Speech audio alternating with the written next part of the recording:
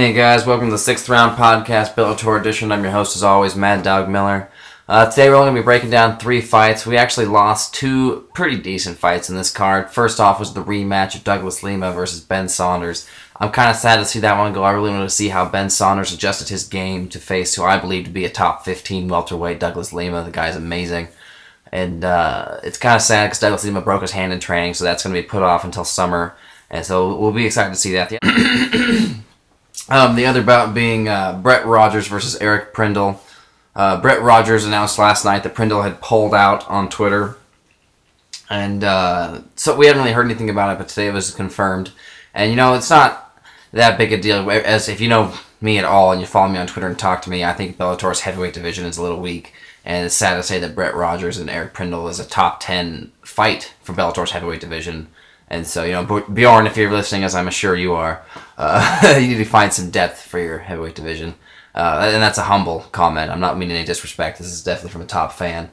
But, yeah, without much ado, we're just going to get right into it. We only got 3 fights to break down, so we're going to make it sweet and simple. Let's get to it. Here's your Bellator 93 breakdown.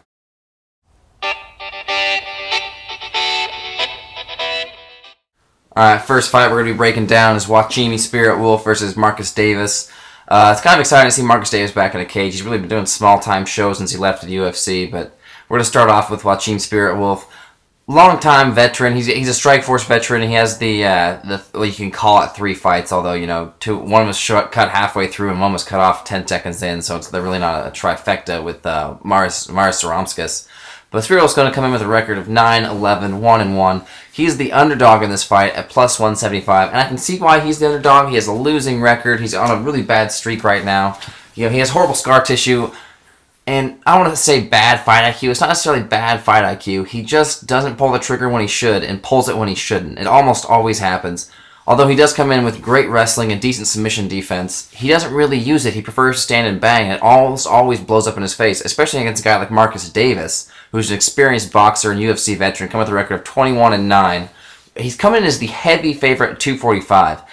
This is a bit of a high number for me. This is a no play, by the way. I will not be playing this fight, but I do not see how Davis can be such a high favorite, especially considering that Joachim does have a good submission defense game and okay submission or takedown defense, but he does definitely bring in a chin advantage. Marcus Davis has had problems with his chin in the past. Recently, he used to have a cast iron chin, but you know, Ben Saunders knocked him out, and then Jeremy Stevens knocked him out, and he just recently lost the decision to Chuck O'Neal, which that doesn't tell you, you know, he might be on the downward hill. But you know, my pick in this is definitely the Irish hand grenade. He's more well-rounded. He's got a little bit better fight IQ, and I just want to see him win. I love the guy. I've been watching his career for so long, and I really hope that he can get a W here. And maybe, I believe this is to enter the tournament for Season 9 Bellator welterweight tournament. So we'll see how that goes. Next up is Travis View versus Ryan Martinez. When I first saw this bout, I thought it meant Travis, because he's on a 2-fight losing streak, I thought it meant Travis View was going up to heavyweight for some reason. He's a long-time veteran at 205, and I thought he'd be going up to heavyweight, and I didn't think it because of his losing streak. I thought it because he's fighting Ryan Martinez, who is a heavyweight at Bellator, weighs around 263 pounds, and, you know, give or take a pound or two, and he's making his light heavyweight debut. I just don't see how he's going to be cutting 55 pounds and fighting the same. I mean, he had decent cardio to begin with, but you know, he's really well-rounded. He's coming with a record of 8-2. He's only been finished 1 time. He's the underdog at plus 120. This is kind of a weird line because he's such a light underdog while View is such a heavy favorite. But once again, I really don't see how he's going to be able to stand or stop View. View's coming in as the huge veteran, 68, 16-1. And he is the favorite at -230. I actually caught him when the lines first. That's why it's important to follow me on Twitter, guys, because I actually caught him early when he first came out at -175. I currently have him parlayed with Dave Jensen, which we'll get to that.